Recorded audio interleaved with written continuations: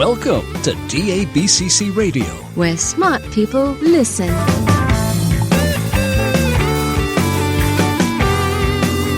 Virtualization and Cloud Talk, Featuring cutting-edge solutions from the hottest companies around the globe. broadcasting from the DABCC offices in sunny Sarasota, Florida. Surrounded by computers, books, and Legos. A Microsoft MVP, Citrix Charter CTP, VMware vExpert. And your host, Douglas Brown.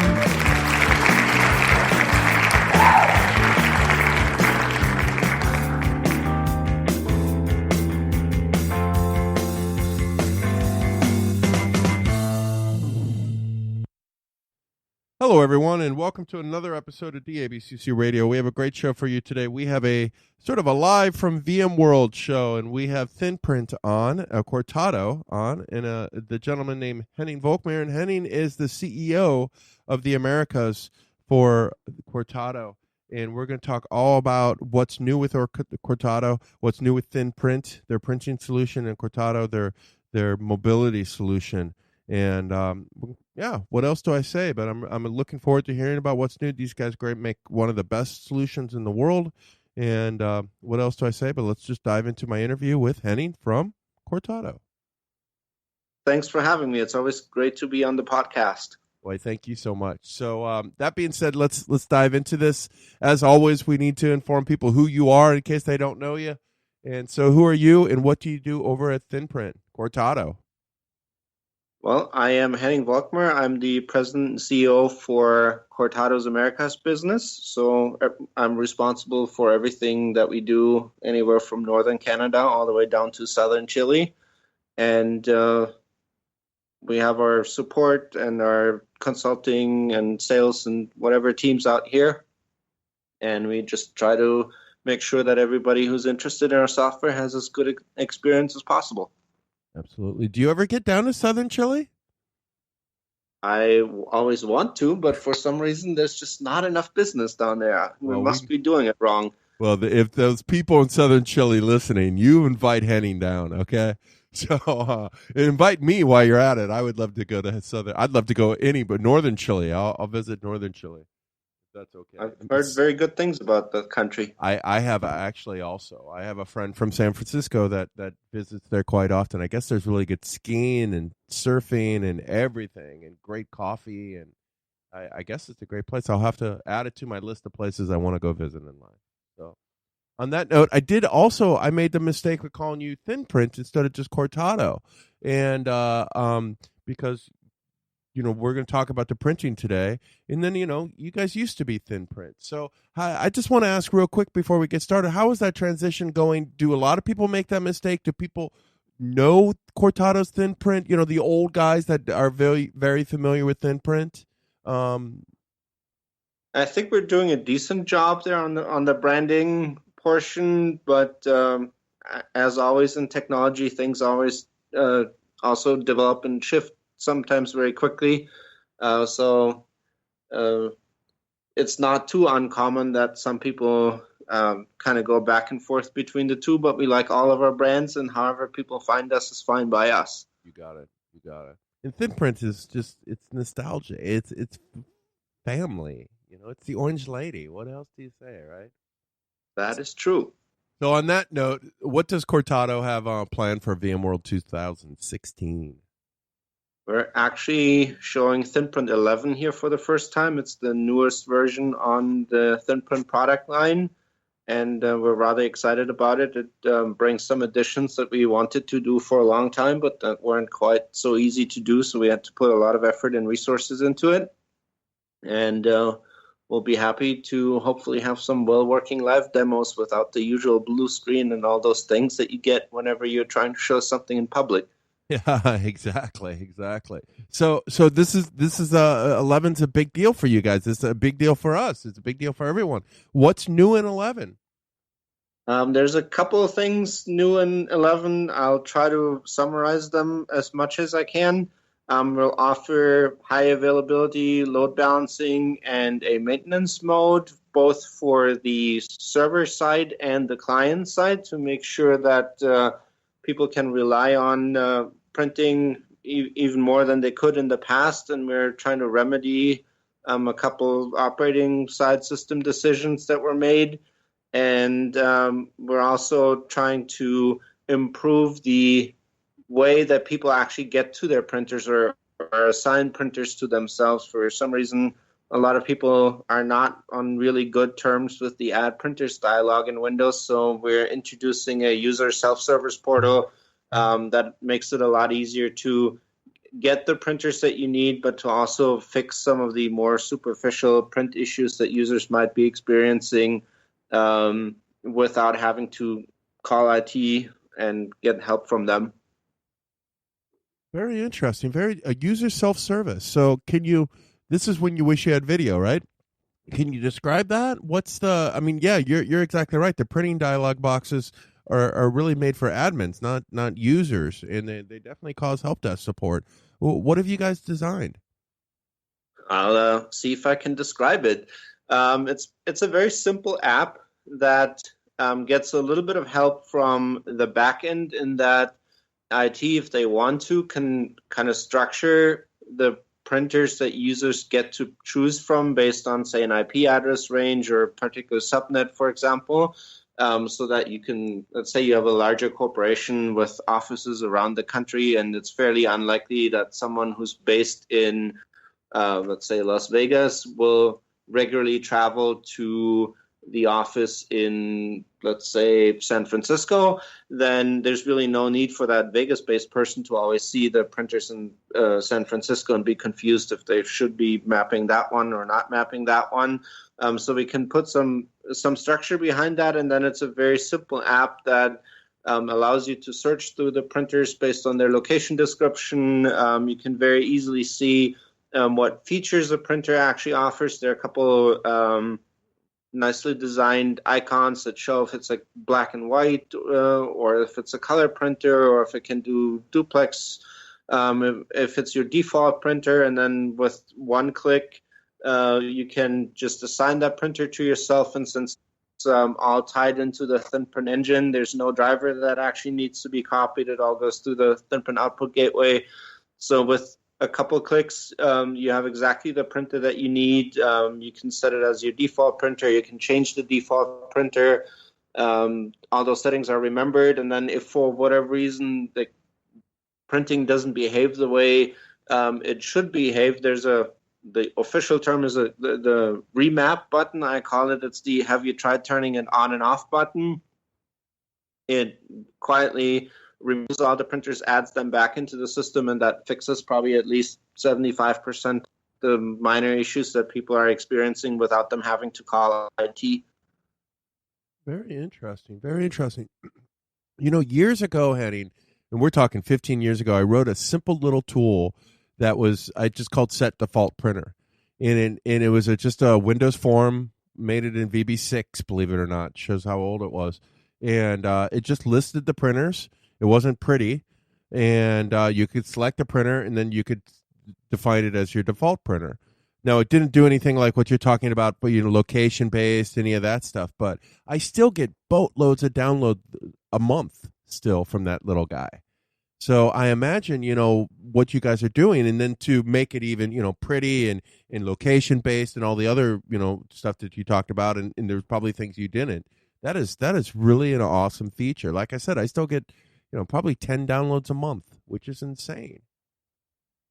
Yeah, it's really an area that no one has touched for quite some time, and we obviously haven't either, but it was really fun and really interesting to be able to actually do something visible, user-facing, that very clearly helps people. Most of the things we do around ThinPrint are kind of behind the scenes, without an interface, don't need an interface. And so whenever we go and talk to customers or those who might want to be customers, we can describe what it does, but it's kind of hard to actually show it. So that was really a fun experience to be able to do something on the user side and actually make it look good and all those things.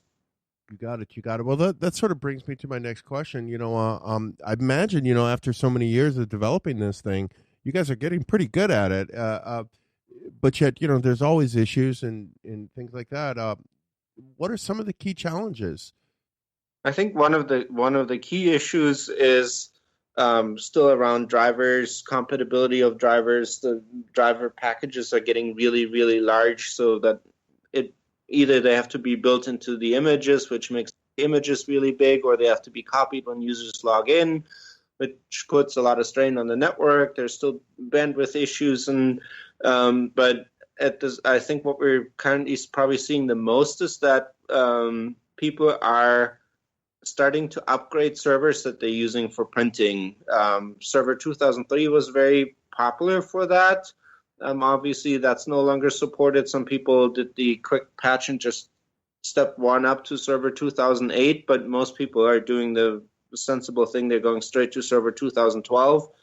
And with that, Microsoft removed the ability to cluster print services, and then that's not coming back in Server 2016 either.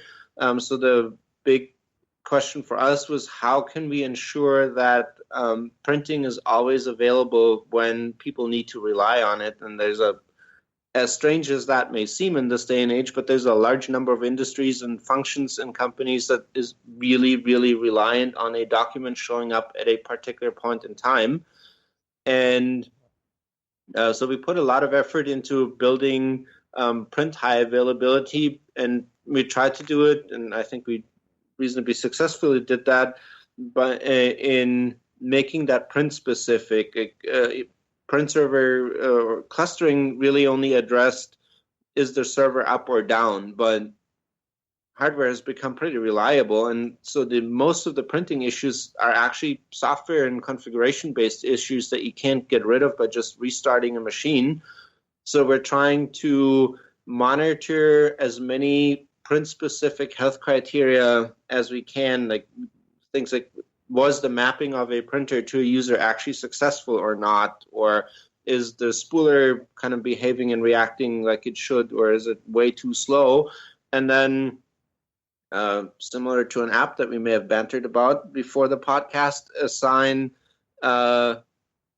basically strikes against the machines that are centrally running the print infrastructure, so that if and it's a level that you can define yourself, so that if you know that you have really big print jobs, for example, and they take a little while, the system doesn't constantly just freak out. But at the same time, you can keep track of your print infrastructure, make sure it behaves the way it does, or if for whatever reason it does not, then without any type of interaction necessary from users or IT, just quietly remaps the printers from a different server, so that the users can continue to print, and IT has the time to actually fix whatever underlying issues there were.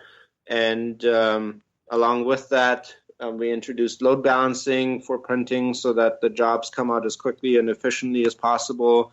And we're doing the same thing on the client side, so that if you're encrypting or compressing print jobs, you can now have several ThinPrint clients in a high availability group with load balancing if you want, and kind of get the same thing, that if one of them for whatever reason doesn't behave as it should, then the others will pick up the slack.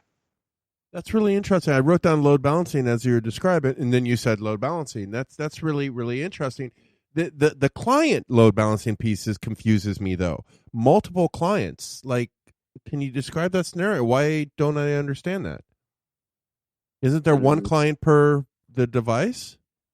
We don't necessarily need one client per device anymore, but we can, for example, I don't know if you ever talked about the ThinPrint Hub on the podcast, but it's a small device with the ThinPrint client built in that can receive the jobs that come from the data center for an entire branch office, for example, and then distribute them on the local network.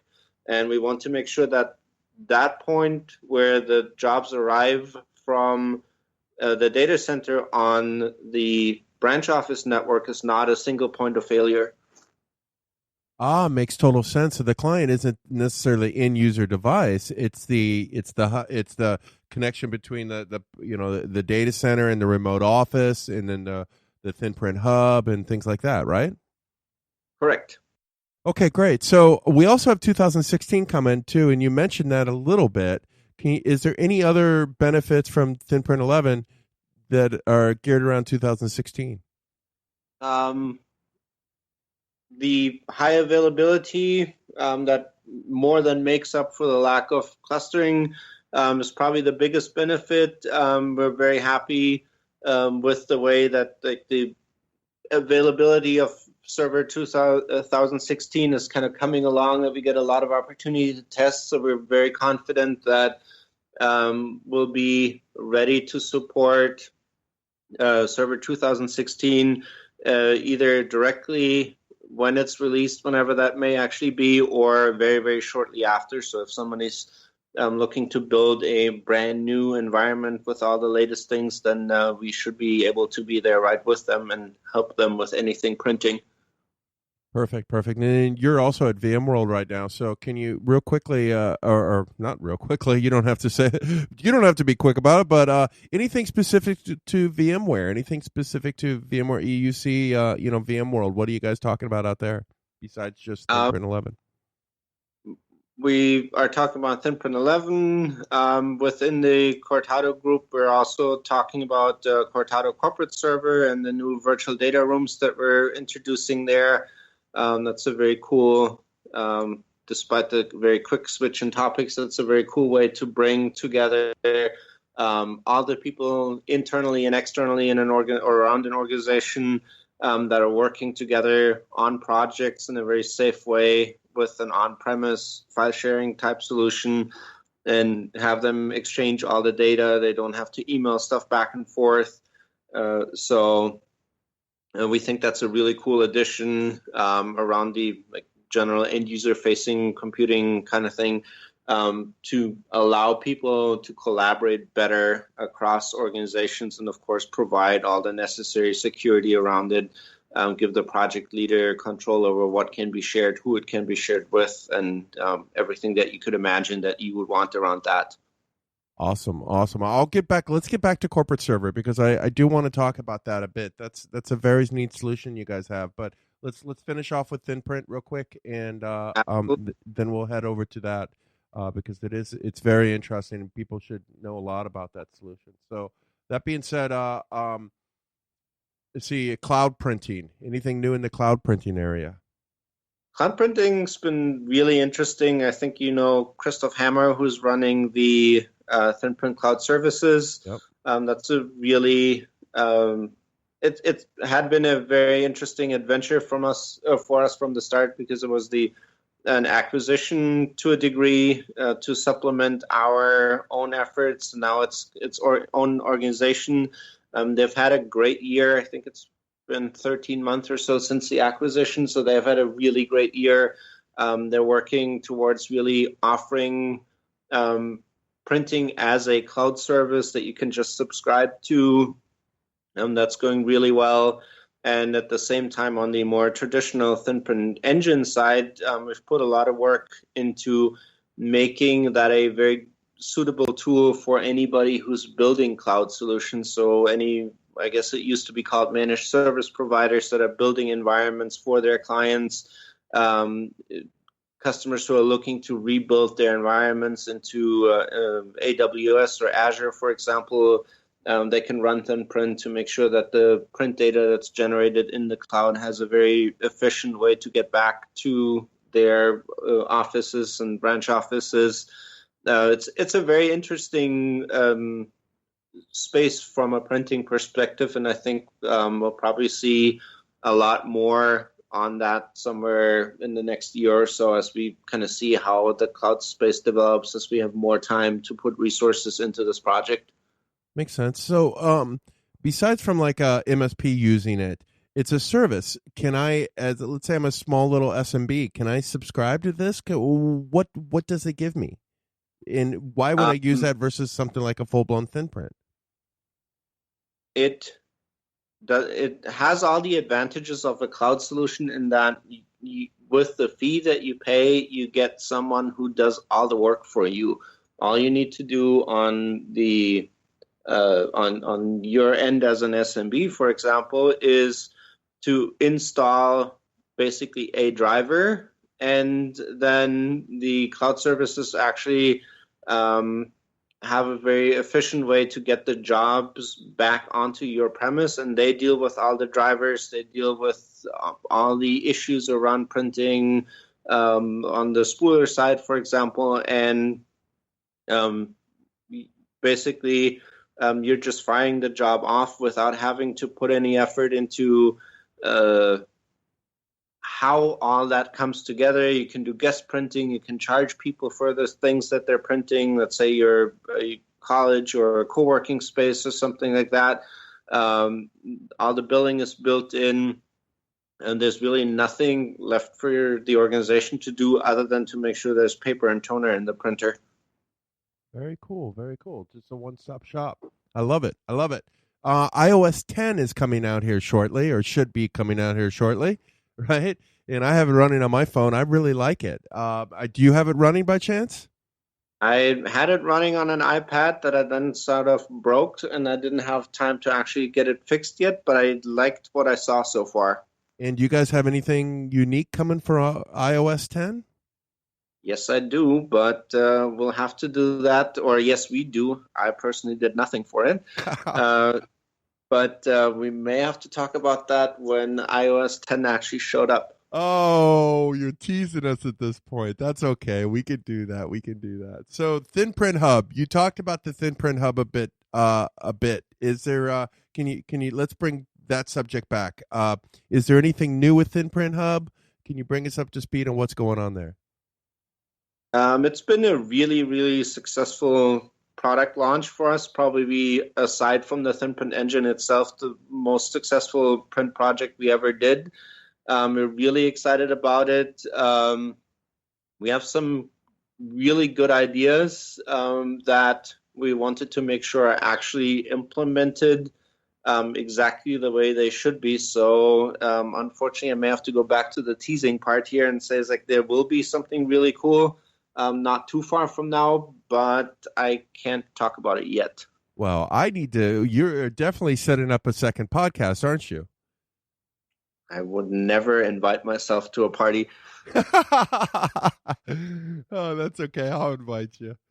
So let's get to Corporate Server. So Cortado Corporate Server. This is a really neat solution that you guys have built. It's different than a twist on it. That's just different than the typical MDM type of solutions, and that's what you guys are trying to do. Is build something better. And can you describe, just for the people that aren't familiar with it, what Cortado Corporate Server is? What are you guys trying to do in that? And then let's start talking about what's new and things like that. Sound good? Sounds perfect. Cortado Corporate Server is an easy, secure way to make enterprise mobility truly productive. And it's always been that way. That didn't necessarily make our journey easier at any given turn, or many of the turns anyway. But we always looked at these devices as being really expensive and being really capable in their respective time periods. And what we wanted to do is really give users secure, reliable access to the tools that they need to do their job. Be that, if we're talking about present day, having access to files and printing and other resources in the company that we kind of take for granted when we sit at our desk in the office. And at the same time, we want to make sure that all of that is secure, both from an enterprise perspective, but also from a personal perspective. If you're doing bring your own device, for example, you want to make sure that you have a reasonable separation between personal and work data from your own perspective. It's not just the organization who's interested, or your employer who's interested in that.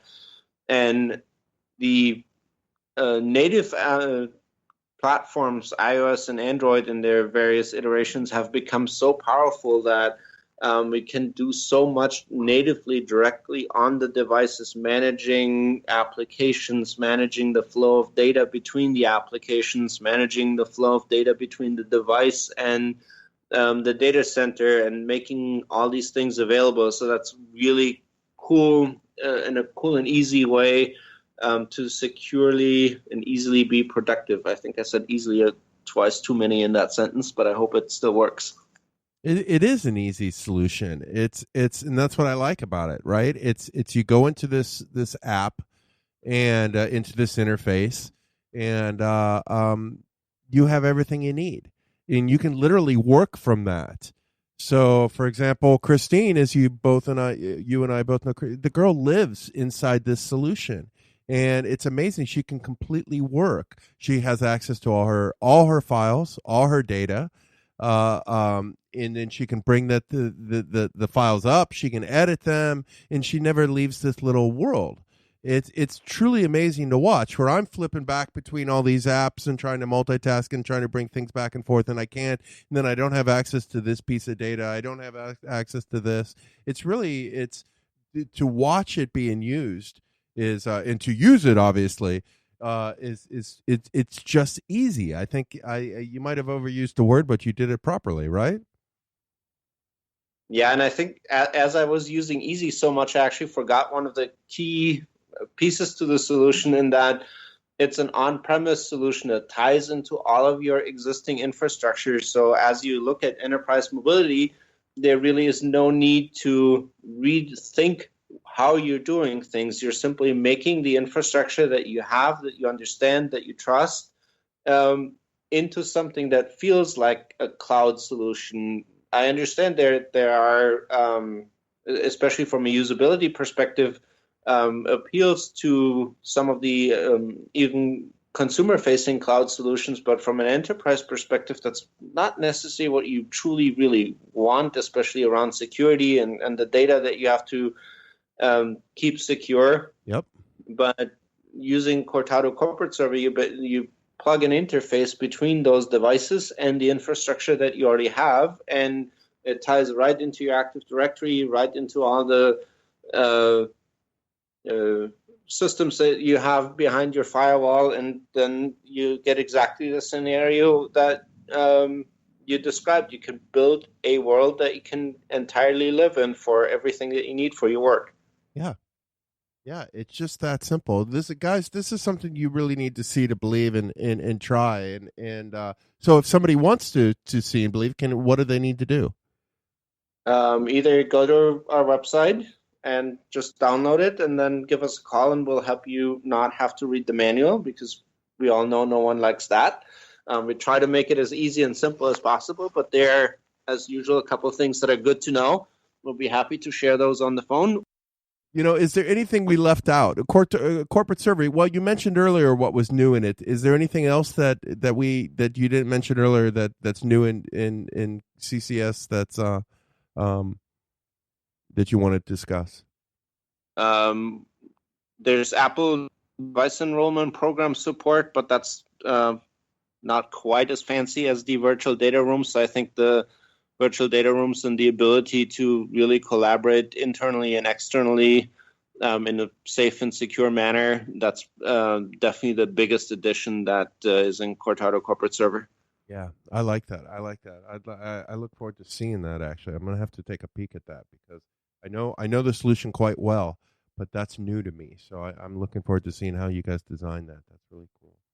So Henning, I think that's all the questions I have for you. I always like to give you the last word, ask you, more importantly, did we leave anything out? Is there anything else you'd like to share with us? I think we talked plenty about all of the things that we did. We're more than happy to share whatever's new on our websites or with our various sales teams. They're more than happy to answer any questions that the website does not answer. So please always reach out to us if we didn't describe it well enough on the website. And other than that, it's always exciting to be here. It's always fun to talk to you. And I hope that the audience enjoys it just as well. So on that note, thank you so much. Thank you. Okay, that concludes another successful episode of DABCC Radio. As always, I want to thank my guest for today, Henning from Cortado. Definitely head over to their website, cortado.com, or thinprint.com works too, and check out and see what they're doing. Just great solution, great guys.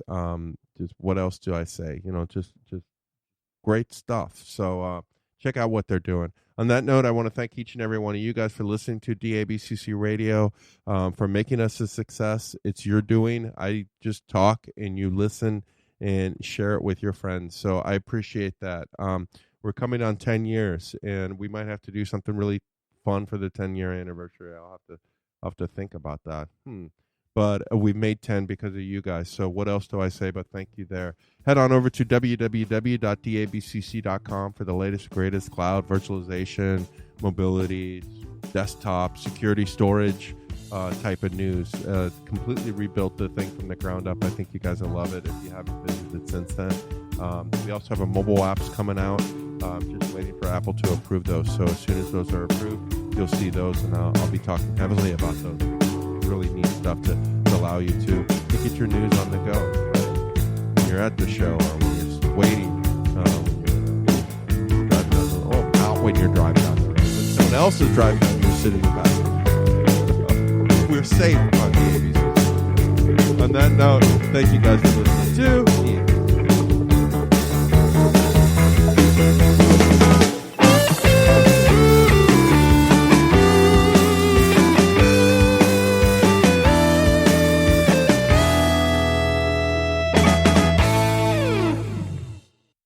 Say DABCC?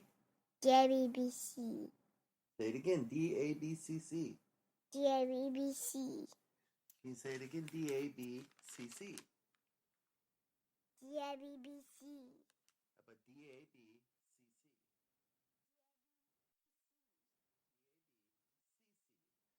DABCC. DABCC. DABCC.